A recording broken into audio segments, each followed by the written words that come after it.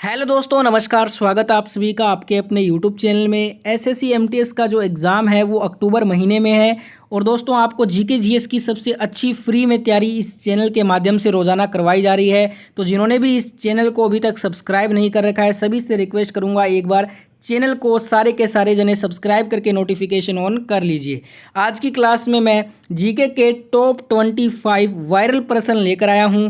और ये जो 25 प्रश्न है ना, ये एमटीएस के इतिहास में बार बार रिपीट हुए हैं। प्रीवियस ईयर में जितने भी बार एमटीएस का एग्जाम कंडक्ट हुआ है उनमें ये टॉप 25 क्वेश्चन आए हैं। तो अब की बार भी जरूर आएगा, इसलिए सिलेक्शन चाहिए तो पूरा वीडियो एंड तक देखिएगा। ये सारे क्वेश्चन याद कर लीजिए, लाइक शेयर सब्सक्राइब कर देना। स्टार्ट करते हैं। पहला क्वेश्चन है, When was the Border Security Force BSF established? सीमा सुरक्षा बल बीएसएफ की स्थापना कब हुई थी?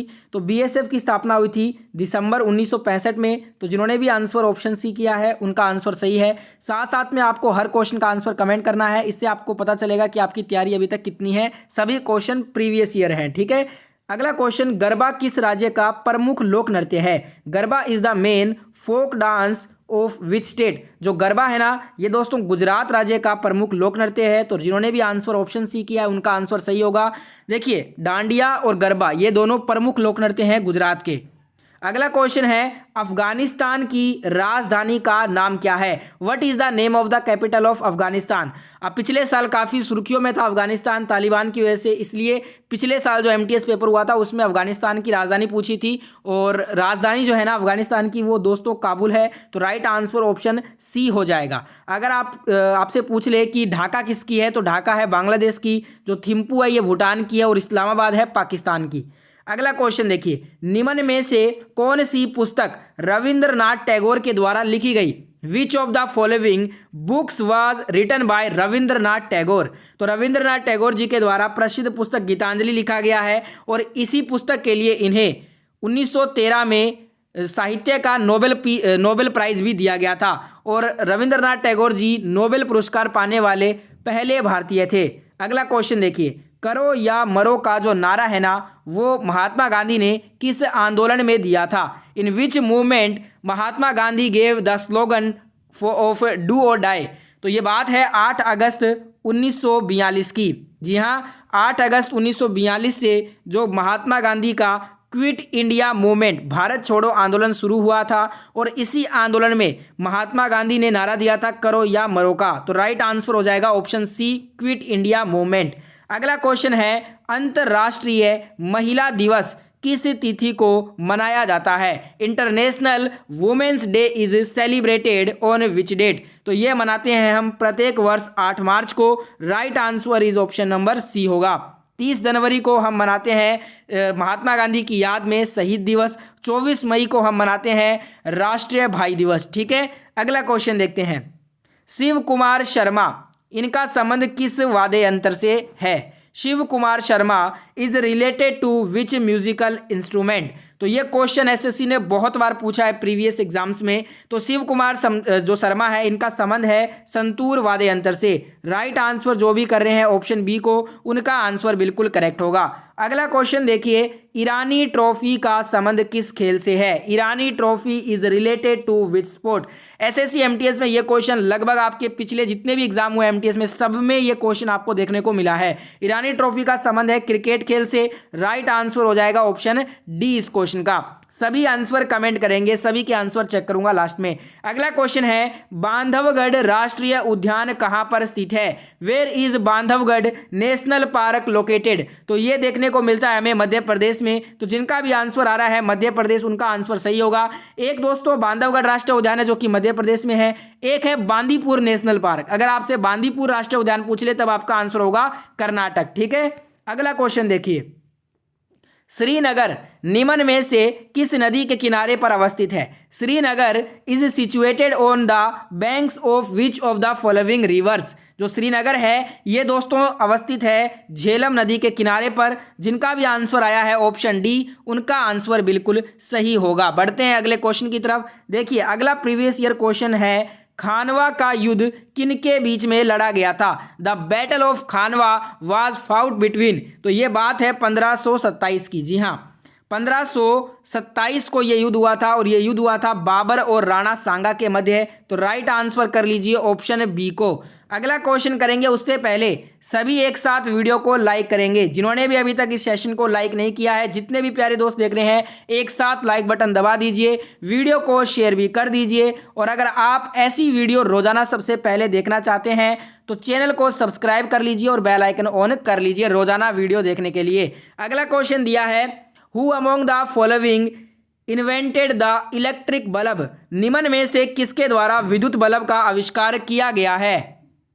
तो देखिए दोस्तों, जो इलेक्ट्रिक बल्ब है इसका आविष्कार किया थॉमस अल्वा एडिसन ने। तो आपका राइट आंसर हो जाएगा थॉमस अल्वा एडिसन। तो राइट आंसर ऑप्शन डी होगा। अगर बात कर लें जे थॉमसन की, तो जे थॉमसन ने किया था इलेक्ट्रॉन का आविष्कार। वाटरमैन ने जो है ना आविष्कार किया था बॉल पेन का आविष्कार। और राइट बंधु ने आविष्कार किया था हवाई जहाज का। ठीक है, ये 3 नाम भी आपको याद रखने हैं। हमसे पूछा था विद्युत बल्ब का आविष्कार, तो ये किया था थॉमस अल्वा एडिसन ने।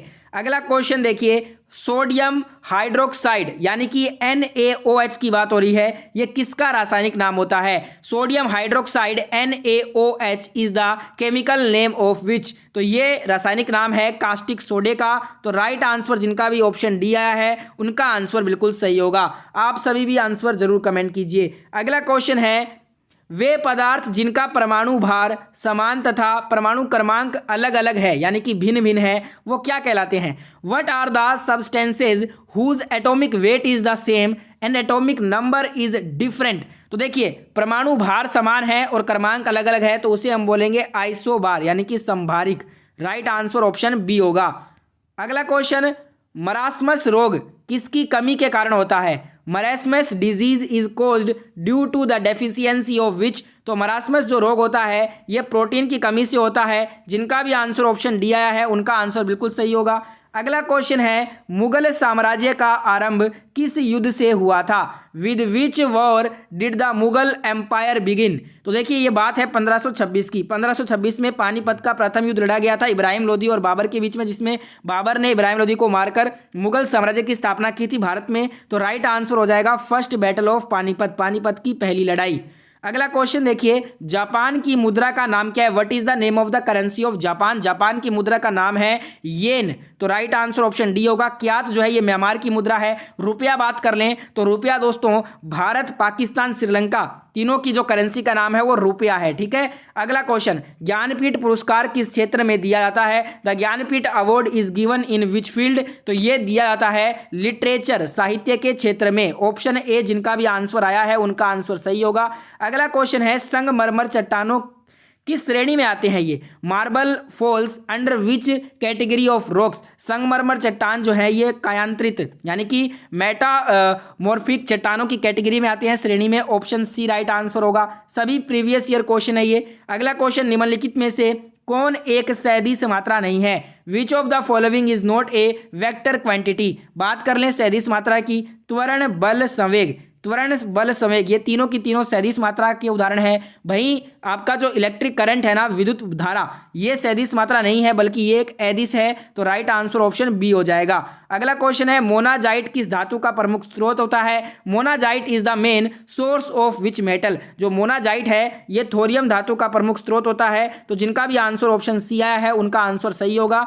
अगला क्वेश्चन है, अमजद अली खान किससे संबंधित हैं। With whom is Amjad Ali Khan related. तो ये संबंधित है दोस्तों, सरोद वादन से इनका संबंध है। ऑप्शन सी जिनका भी आंसर आया है उनका आंसर सही होगा। अगला क्वेश्चन है, हर्षवर्धन को किसने पराजित किया था। Who defeated Harshavardhana.